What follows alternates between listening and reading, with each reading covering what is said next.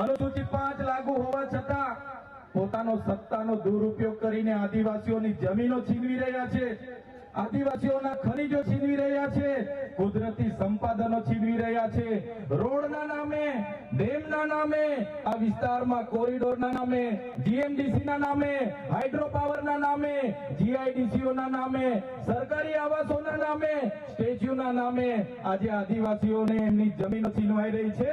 આજે આખા દેશમાં 80 લાખ આદિવાસીઓ વિસ્થાપિત થયા છે, એ આ સરકારો દ્વારા કરેલી દેન છે સાથીઓ।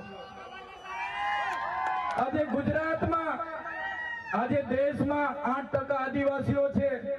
2011 ની વસ્તી ગણતરી પ્રમાણે 11 કરોડથી પણ વધારે દેશમાં આદિવાસીઓ છે। આજે ગુજરાતમાં 15% આદિવાસીઓ છે।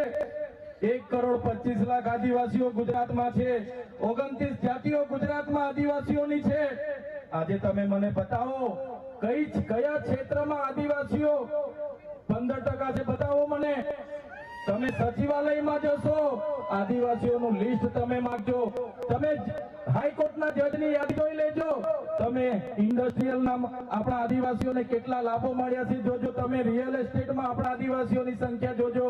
ત્યારે આઝાદીના 78 વર્ષમાં સરકારોએ માત્ર ને માત્ર આદિવાસી બજેટમાંથી અમૃત મહોત્સવો કાઢે છે, વિકાસ મહોત્સવો કાઢે છે, ગૌરવ યાત્રાઓ કાઢે છે અને પોતાના તાઇફાઓ કરે છે। ત્યારે હવે આપણે બધાએ જાગી જવાનું છે અને આ સરકારને 2027 માં ઉખાડીને આપણે ફેંકી દેવાની છે।